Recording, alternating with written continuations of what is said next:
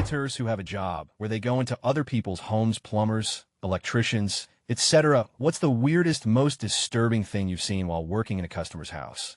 Story 1. I'm a face painter who does children's birthday parties. I've never had any super sketchy experiences, just a few rundown homes, but the kids always have fun. I went to one house, kind of messy and smelly, but no big deal. I started setting up my supplies, and I heard a weird peep sound above me. I look up to see a guinea pig running through a clear plastic tube attached to the ceiling. Then I take a good look around the house, and notice the whole place is covered with a network of guinea pig tubes. The mom noticed me looking around, and nonchalantly told me they have like 10 guinea pigs. Story 2. Used to deliver oxygen to people's homes. Saw plenty of weird things, lots of hoarders, but this one took the cake. He didn't want to let us in his house, but I had to do a home safety assessment before I could set up the equipment. He was anxious about letting me in because his house was a mess. He kept telling me about his messy house. Come to find out, it wasn't just messy, it was filled with 200 chickens. He was proud of his show chickens and wouldn't let them live in a barn or coop. The smell was unbearable. Other than that, he was a super nice guy. Story 3. Food bank delivery to homebound elders. I always fill 2 banana boxes around 1.5 by 3 and a foot deep of all types of food and deliver to his house. One time after delivering to him for 3 years, I have to come inside because he hurt his foot. He had never thrown out a single box. They lined every wall and entrance. He built a castle around his bed and a series of paths through his house. It was like those pillow forts you would make as a kid, but with boxes. I asked him if he wanted help getting rid of them, and he said no. That it was fun and help with his dimension. He's super fun. Edit him letting it stay. Story 4. I'm an electrician, and I was troubleshooting a bad outlet in the bathroom of a former NFL player. I was taking all the outlets apart, following them to see if I could trace out the home runs when he comes in and starts talking football. We are in the middle of talking when he just walks over to the toilet and starts taking it. I couldn't see him, but there was just a little pony wall between us. He didn't even stop telling his story. It was crazy. I walked out because of the smell. He came out a little later, and it was like nothing ever happened. Story 5. I delivered pizza for about 2 years. I had to deliver to a local motel pretty frequently. One day, I go to deliver, and a large lady, I'm talking 6220, was decked out in dominatrix attire. She answered the door ready to get down to business, then immediately closed the door and threw a robe on. She apologized purposely and then tipped me 10 for the situation. Edit to answer some questions. Sure, I could have gone in, but when these situations come up at 16, you never play them like you think you would. Also, she took one look at me and probably thought I was way too young to be her client baby face. I look like I'm 20, you'll be 30 soon. Story 6. Long ago, I did estimates for fire and water damage repairs for a restoration company. This couple had a smallish fire in their bedroom. When I enter the home, it's seemingly normal. Smells like smoke. There was a fire. Makes sense. They take me to the bedroom, and it was the mattress that had endured the majority of the fire, along with some of the wall above the head of the bed and smoke damage to the ceiling. Next to each side of the bed are 10-gallon buckets filled to the brim with cigarette butts, and hundreds of spilled over butts all over the floor. I was just in awe how they could live like this in their bedroom, especially since the rest of their home seemed tidy and normal. Also completely beyond me why they wouldn't clean that up after the fire for no other reason than insurance adjusters being able to blame them rightly and possibly not pay out. How did the fire start, I asked. Required to ask, no idea, the husband replied. Story 7. My boyfriend is a locksmith. During the 2008 recession, Las Vegas had hundreds, thousands of homes that were getting repod or abandoned. The company he worked for would have him go and change the locks to keep people out, and usually this happened in the middle of the night to limit the possibilities of running into exowners of the properties. I sometimes tagged along, mostly to explore some of the ridiculously big houses that people had just left, but helped some of the time. This one house looked totally normal from the outside. You couldn't tell any difference from any of the other cookie-cutter, planned development homes. But inside, in every room, there were those timeout dolls. If you have never seen them, they're a doll that stands against the wall with its hands up to its face, and even more creepy, usually they have no face, but they look like a kid hiding their face or pouting after being put in a timeout. When I say they were in every room, I mean every single room, and not just one, but dozens lining the walls. Not laying down, but standing up against every wall of the house. The house's electricity had been shut off, so all we had was flashlights. Walking into each room, it did not get less creepy seeing doll after doll. He's already afraid of dolls, and this made it so much worse. Altogether, we counted 63, but there might have been more. Story 8. My uncle is a handyman, and he went in to do some work for a family, and the toilet was just feces. Not like someone didn't flush, rather nobody did, and the bowl was just crammed full of hardened stool, which had clearly been an accumulating scenario. Story 9. Disturbing. Not at all. Weird a bit. I was a medical equipment delivery guy for a couple years, went into a dementia patient's house, and had to instruct his caretaker on how to set up a large tank of O2. As I was kneeling down, my phone went off with my really low-key notification tone, which was a singular beep. Well, the pet nearby seemed to have taken a shine to that noise and mimicked it perfectly in tone and volume. The caretaker and I looked at one another with her saying, "I've been here for 6 years, and he's never done that before." From then on, every time I delivered and knelt down to re-educate the caretaker, SOP demands that would instinctively ping me until I let my phone notification sound go off, after which the would celebrate by bobbing his head up and down and turning in a circle. Edit this blew up. The patience is staying. Something tells me a caretaker for a dementia patient would need quite a bit of it. Friendly reminder to check in on your older friends and family who choose to live alone or with very little supervision with home care. They miss you a lot. Story 10, I've posted this before a while back, but used to work pest control, went into student accommodation to deal with insects. Can't remember what type, carpet moths or bed bugs. Maybe anyway, that's not the point of the story. This one room is fairly clean, but we have to spray all fabrics with the chemical in question to prevent any eggs from having a safe space to gestate. So open up suitcases, wardrobes, that sort of thing. One suitcase is full of used tampons that she was saving for. Knows what reason, actually, and I want to know, nasty, that. Didn't mention it, just did the job, and tried to avoid eye contact at the end. Story 11, a few years back I worked as an electrician. I found a guy with a rifle laying next to him where he had tried to blow his head off through his mouth, but he had missed the vital parts. Brain and blood was all over the bed, but he was still breathing. He was in coma state of mind, heard later that he died that day. Edit more info in the gilded comment below. Story 12, I painted a girl's room one time while she laid in bed and played on her phone and took naps. I knocked and expected her to leave, but she just lay back down. It was very strange. Story 13, I did apartment maintenance for a while. We started quarterly inspections, and the first day, we opened a door, and the smell that came out was indescribable. The guy who was with me was ex-military, and he said that we were about to find a body. In the maintenance community, this tends not to be a matter of if you ever find a body, but when. He told me that he would go in alone if I was uncomfortable with it, but I went in too. We didn't find a body, but we found a mountain of trash that took up the entire dining area. And honestly, just trash, mostly food packaging everywhere, and that accounted for a lot of the smell. We also found a dog, a very sweet golden retriever that was starved for attention. It was obviously being left to just and all through the unit.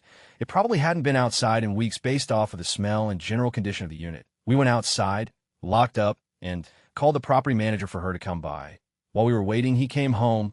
The look on his face when he saw us was terrifying. The manager talked to him, and they set a plan about cleanup and gave a time frame for him to get the unit back to regular. The other maintenance guy stayed with him for a while that evening. When we left the unit, he was sure that the guy would kill himself that night. Turns out the renter had recently went through a very rough divorce where his children had been removed from him with very little warning, and he was spiraling. I left the company before I learned how it all ended. I hope he is doing better.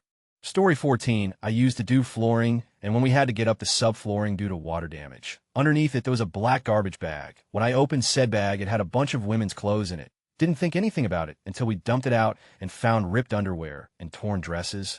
Told the owner we had forgot some stuff at work and wouldn't be back until tomorrow. Called the police and never went back. The house was soon up for sale a month or so later. Story 15, just read a post in another subreddit about a girl with social anxiety who hid under her bed when the plumbers came, and then the plumbers caught her under there. And then she ran and hid in the bathroom until they left. Wonder if those plumbers are on Reddit. I most definitely want to hear their side. Edited gender. Story 16 on mobile format, etc. I really want to thank everyone for telling me how much they enjoy my writing. My dad has been a plumber for about 30 years. I've worked with him on and off since I was 12. The stories and things we've seen are beyond count. But I have two you guys might like. We get a service call to this house in Inglewood, California.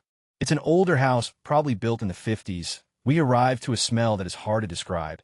Imagine a monster made of diarrhea that has been baking in the desert sun for weeks. I grab my trusty Vicks Vapor Rub and basically shove it all up my nose. We knock on the door and are greeted by a yell to come in. As soon as the door opens, a wave of smell so foul that even a porta potty would find offensive smacks us in our nervous system. I push through it and enter the house. To say this person was a hoarder is an understatement. Piles upon piles of pizza boxes, mountains of diet soda, cans, jars of what I can only assume are sprinkled all over the house.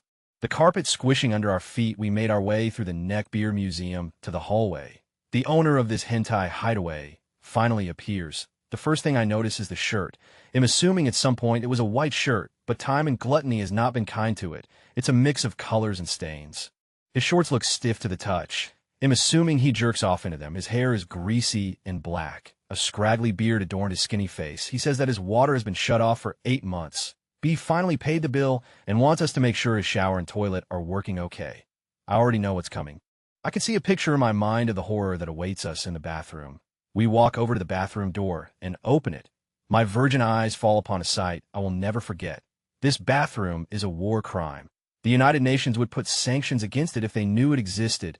Entire nations would weep at its sight and smell. Terrorist organizations would consider it cruel for such a place to even exist. Guantanamo Bay is a 5-star resort compared to this sin against nature. Every surface is covered in paper, the toilet, the sink, the bathtub, the floor, the walls, the ceiling, all of it covered in a layer of human. I've literally swam in before like in a hazmat dive suit, but this is a declaration of war on humanity. This is a crime against God and man. This is a holy war. It's the 7th seal opening and showing us the face of death. I turn to my dad and just say no.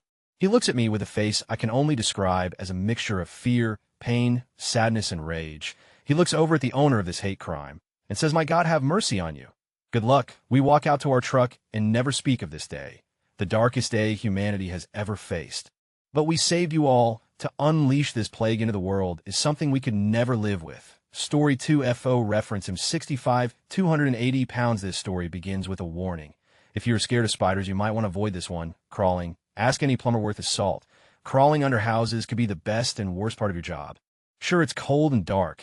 No one's going to disturb you, but sometimes it's extremely tight, and moving around can make you flip out if you don't know how to calm yourself down. And sometimes you see things you never wanted to see. I've crawled into all sorts of stuff under houses with my dad. Possums, wasps' nests, blood, dead animals. But nothing compares to the time I solo crawled under a house to find myself in a scene from Arachnophobia. It was summertime in Los Angeles, and it was hot. I put my crawl suit on and grabbed my tool tray. It has various tools in it: pliers, screwdrivers, pipe cutter, blowtorch, etc. I begin shoving my large body into a hole not made for me. I worm my way into the hole feet first, and finally slip into the sweet, cool darkness. My dad hands me the crawl light, and I take a look around. I have about 5 inches of space between me and the floor above. The ground is dry and cool. I don't see anything out of the ordinary and begin to shimmy my massive frame as fast as I can over to the spot I'm supposed to work on. I get to the pipe and start taking a look to see if I can spot a leak. Now, have you ever walked through a spider web and felt like you had a bunch of spiders all over you, but didn't? I feel that as I'm rolling over trying to check this pipe out. I think nothing of it. I'm under a house. I'm in the spider realm. It happens. I start digging through my tool tray to look for some soap to test the pipe. The feeling of crawly skin become more and more intense. I grab my crawl light and bring it closer to me. That's when I see them, thousands upon thousands of them, a literal wave of baby black widows washing over my legs. Now, normally I'm not scared of spiders, but being covered in baby black widows invoked a fear unlike anything I've ever felt. I screamed like a 10-year-old girl. I started thrashing my body all over the ground, trying to get them off me, my legs and hands slamming into the ceiling. I started going into this trance of the walls closing in. The spiders crawling all over me, coupled with the tight space, makes me hyperventilate and panic. I moved faster than I've ever moved before. I crawled like baby on speed to the entrance. I could still feel them all over me in my crawl suit. Trying to find my soft flesh, I can see the light about 20 feet in front of me. The light is like the tunnel people see when they die. I begin to feel small pricks on my hands and neck. I make it to the crawl space hole and feel my dad's iron grip grab me by the shirt. He summons all of his dad powers to me out of the hole and toss me onto the ground. I'm rolling around swearing and yelling, trying to get the 8-legged off me. When I hear my dad shout, "Stop moving," I finally look up to see him standing over me with the fire extinguisher from our truck. And he says, "Close your eyes and mouth." And then he blasts me with it. I stand up and look down to see hundreds of little spiders freaking me out from the fire extinguisher chemicals. I peel off the crawl suit and start to inspect myself. All in all, I only had 4 bites. I'm not allergic to black widow venom, but man, did they hurt. We never did finish that job. The owner refused to pay for pest control. The dive story. You ever have one of those days where it just never goes your way? This was one of those days. I'm not supposed to be working with my dad today, but I get a call around 9 a.m. that he has a job he needs help with, and he will be by to pick me up in 30 minutes. We arrive at some cross-section of streets in one of the many ghetto areas of LA. I see city trucks and workers huddled around a sewage access panel. My first thought is, this is strange. Why is the city here? We exit the truck and walk over to the group, and that's when the smell hits me. My feeble vocabulary can't begin to describe the foul stench wafting from that hole in the ground. It's like an atom bomb made of hot all-you-can-eat Indian food diarrhea was dropped on a city made of weak, old animal carcasses that had been dipped into volcanoes. It smelled so bad that I was physically hit by it, like Mike Tyson had covered his hands in Michael Moore's to add poison damage to his strikes. Like if a sentient poo monster had declared war on my very being. It smelled like someone who should be dead had violently in a Sears dishwasher and hit steam. It smelled like the Civil War had with the Vietnam War, and had a baby that was a gangrenous-filled, maggot-ridden dumpster full of dead skunks in the summer monster. We approached the group of city workers, and my dad starts to fill me in on the situation. Apparently a blockage was making all the sewage from the surrounding 4 blocks fill up this access point. The city workers had outright refused to go down there, so they contracted the company my dad worked for to go in and remove the blockage. I'm not sure of what's involved with this process. I was 18. I have no idea what's going on. All I know is my dad, his boss, and his boss's boss were all here. My dad says we're going to dive into this lake and remove the blockage before it starts spilling over into the street. I'm thinking, well, at least they'll get paid more. So we go over to the head boss's van to get our suits on. This takes about 20 minutes, but I'm covered head to toe in hazmat gear that's duct taped on. We waddle over to the entrance of and begin crawling down the ladder. For what I can remember, it was a strange feeling, like floating in water without it touching you.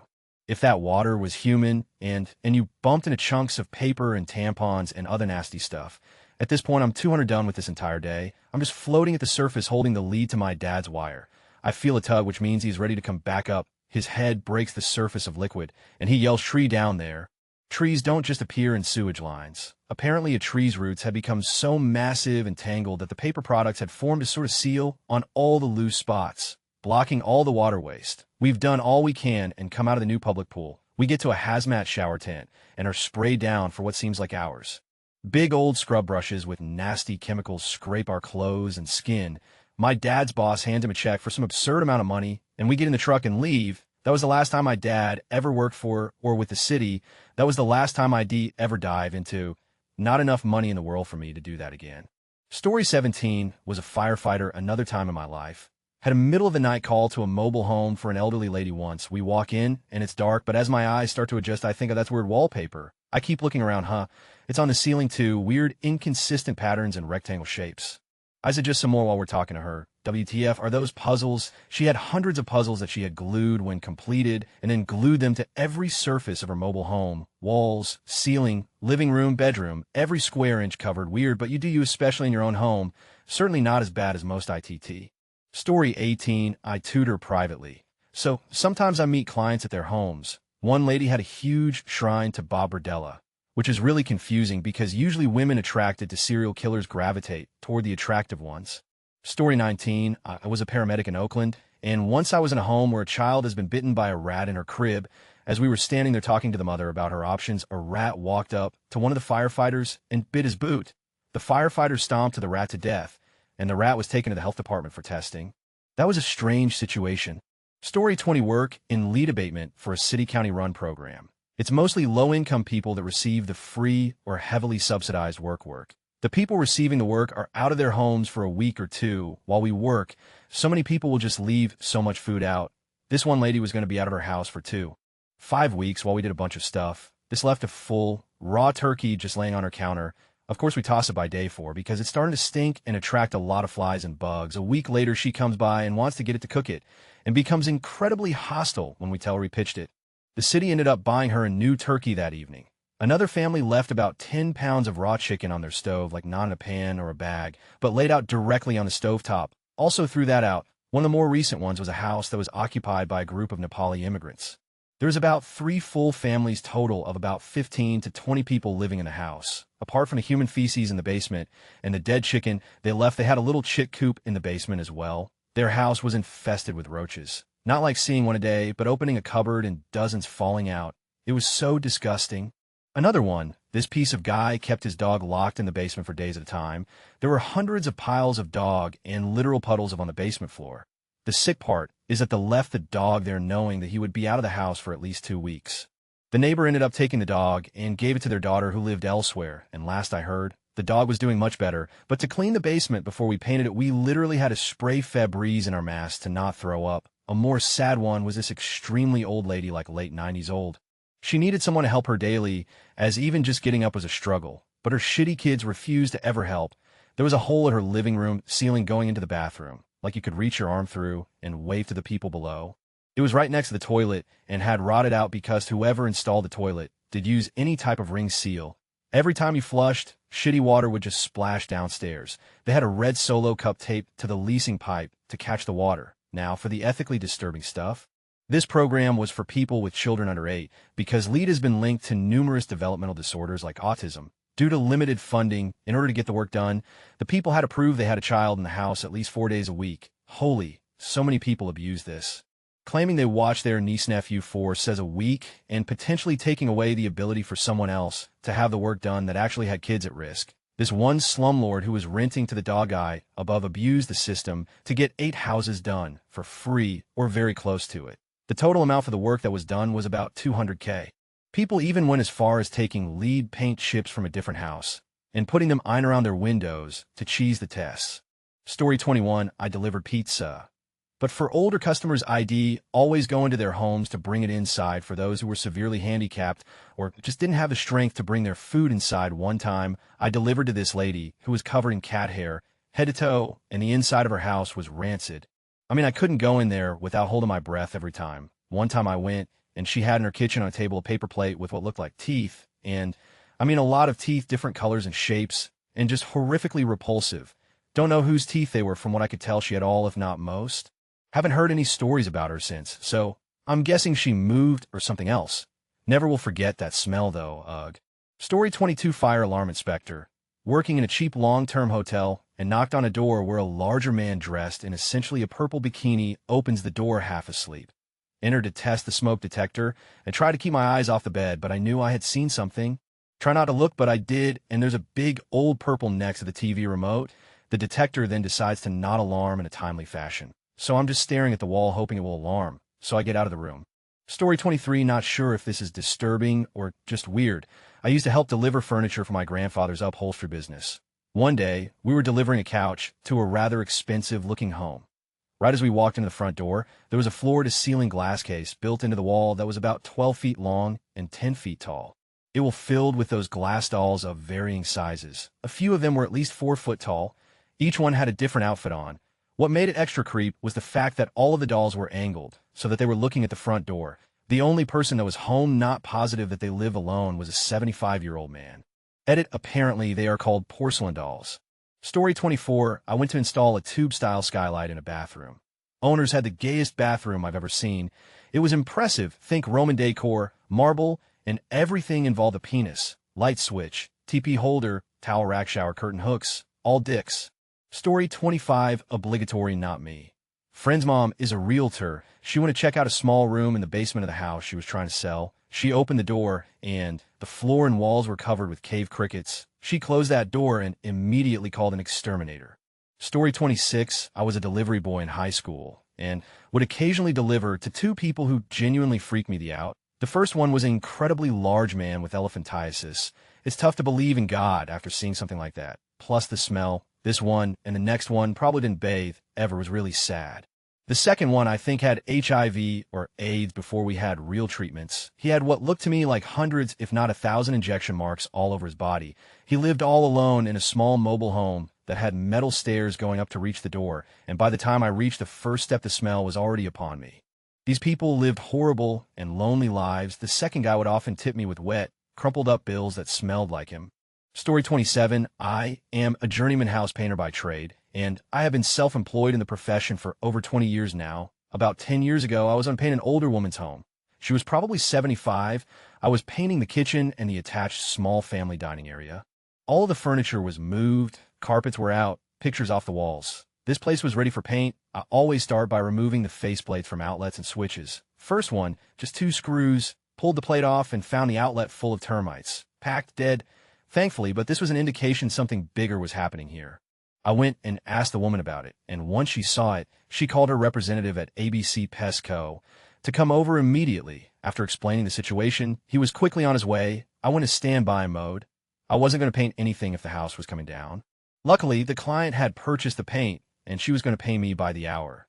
The project I was going to be painting was going to take me about 5 hours total, 125.00. Well, the pest guy looked all around the house. pulled a few more outlet covers off with the same results, all packed with dead insects. He then changed into full coveralls and climbed under the house. He was only there for a few minutes, maybe 3. Out he comes and declares the house a total loss. The floorboards, he said, were hanging on by a thread. The walls were all soft and about to be pushed over. The entire house could collapse at any moment. I packed my tools and said my goodbyes. I told her not to worry about paying for my time. I had been there for about an hour. She had much bigger problems to deal with. Story 28, I used to help with dispatch calls at an ISP.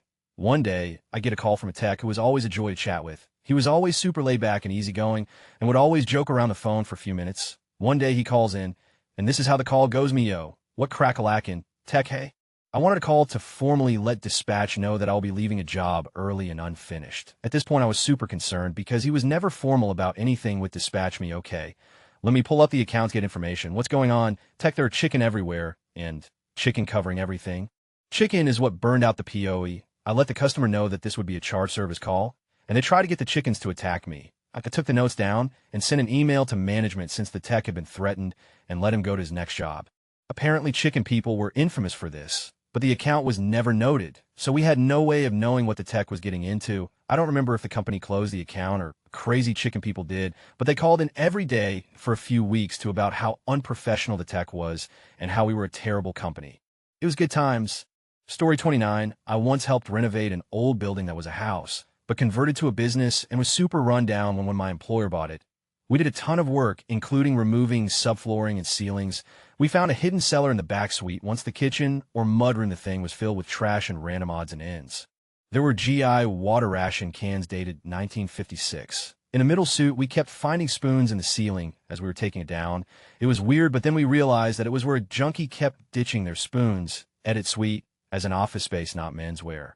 Story 30, real estate photographer. Seen plenty of dildos and women's underwear. Lots of weed laying around and kids skipping school to bang or get high. But one incident sticks out. Wasn't disturbing, but totally weird. Client was wealthy and had a very nice home. Her and her husband were home while I was shooting, and I asked the woman if I could remove her pink robe, which was hanging on the shower door. She replied, feel free to put it on. Caught me off guard, but I just moved it aside. This woman was beautiful, by the way, petite and fit. She has tasteful photos of her around the house. So I keep moving through the house to shoot, and I told her I was about to wrap up, but needed to photograph her walking closest, to which she replied, try on anything you want. I didn't take her up on her off, finished the shoot, and left. Just an overall weird shoot. Story 31, I had to install a bunch of blocking in a ceiling for a swing. Geez, lot of upvotes. They'll just say this gig was for 2 very large people, hence the bunch part. I sandwiched 4 by 12 together, and SDS screwed them in from each side of the joists. Story 32, I'm training to be a residential property appraiser in Miami, Florida. The guy I work for does everything from 10 million mansions and foreclosures. A good rule in the business is never open the fridge in a foreclosure. It's no longer 07. So most foreclosures we run into are old people who've got no family and can't take care of themselves, and then can't take care of the properties. Super sad to run into. Worst thing I've seen is a hoarder who obviously had some mental deficiencies. The appraisal was for a refinance on his property. The place stunk. We couldn't get into half the rooms because the doors were boarded up and he had a ton of dogs. The guy was super confused why we were there and said his bank guy told him the appraisal fee was about 3 times what we normally charge. Luckily on that one, we basically told the bank it looked like his bank guy was trying to scam the dude without explicitly saying so. They canceled the appraisal, so we didn't get paid for it, but me and my boss agreed the bad karma was worth a loss.